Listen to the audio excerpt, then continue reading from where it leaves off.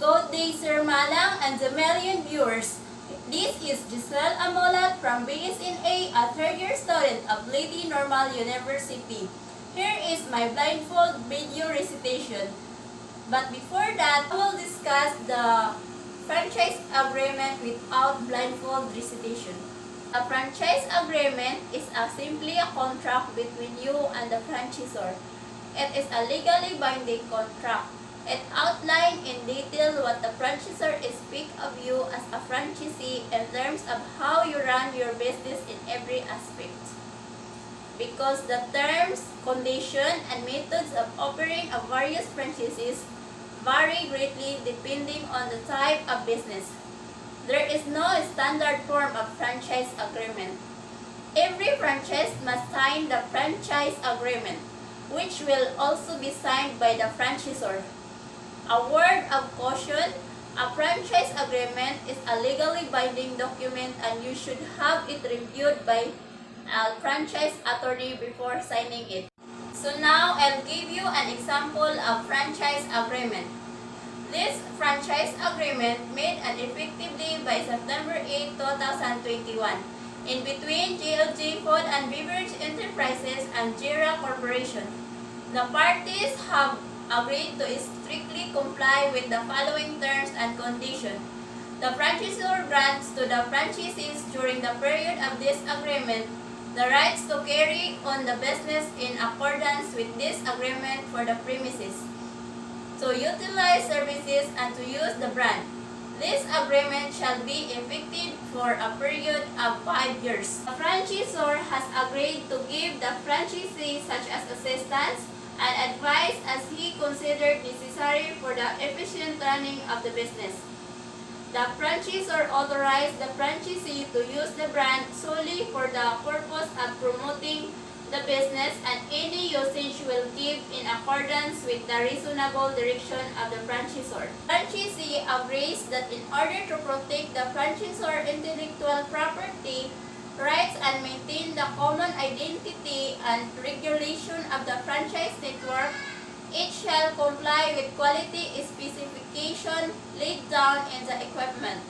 The franchisee is responsible of all modification, upgrades, and maintenance needed by the outlet based on the franchisee recommendation. The franchisee may assign or transfer the franchise provided to the transferee possession all the qualifications set by the franchisor. This right shall be exercised by the franchisor before termination of the contract expiration of franchise agreement. The franchisee shall maintain proper book of accounts relating to the business and shall employ a chartered certified accountant. So now I will discuss the 11 key steps in opening a franchise business with a blindfold recitation. So first is self-evaluation. It's the most important steps in opening a franchise business. Are you prepared to commit to the following predetermined business methods? Do you have the financial and time resources to succeed as a franchise owner? Self-evaluation means taking serious a look at as many of your circumstances as possible. Are you willing to put the work and long hours that are required when starting a franchise business? Answering all of this question before taking any decision is important because opening a franchise calls for complete dedication. Second, pick a franchise consultant to assist you. Once you have self-evaluated and determined your reason for opening a franchise, ask an experienced franchise consultant for assistance. Consultants will help you to gain absolute clarity on what ideal franchise model should be. One of their primary roles is to help you understand the many nuances and complexity of researching and opening a franchise. Third is research. After you have contacted a franchise consultant, do your research. How do you find out if there is a demand for a franchise in your area? Find out what kind of business you're interested in opening. Talk to the franchisor to learn what the business model is from their perspective. Fourth is attain a discovery day. A discovery day is a face-to-face encounter between a franchisor and one or more prospective franchisees.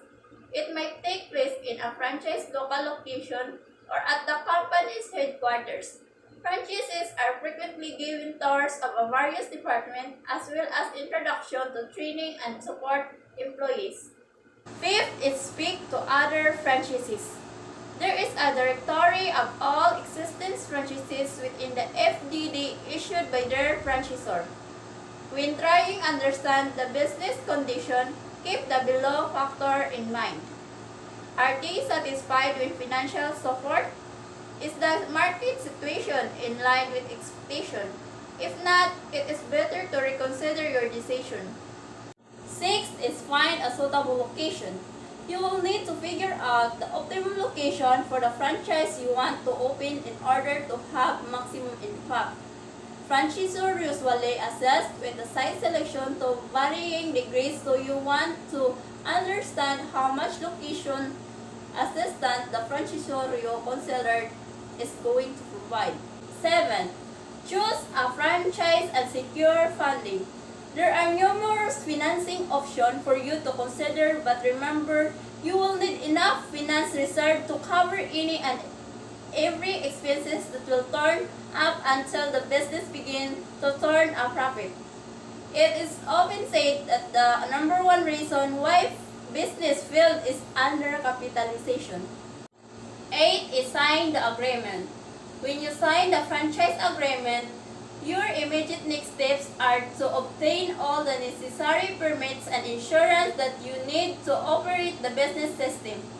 Each franchisor should give you specific instruction and guidelines regarding what required for their system. 9 is obtain all necessary permit and insurance. There could be different kinds of permits and licenses that you will need to obtain before starting with a franchise.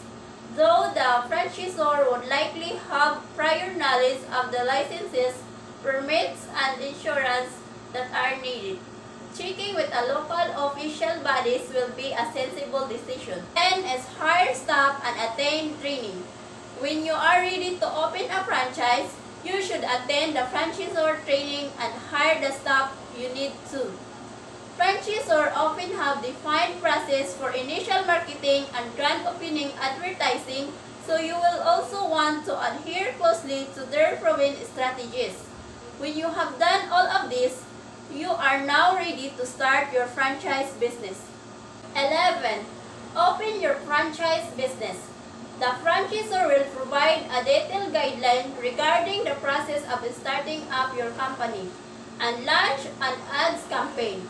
Before the grand opening, most franchisors would like to do a soft launch to see the reception and how people have perceived it.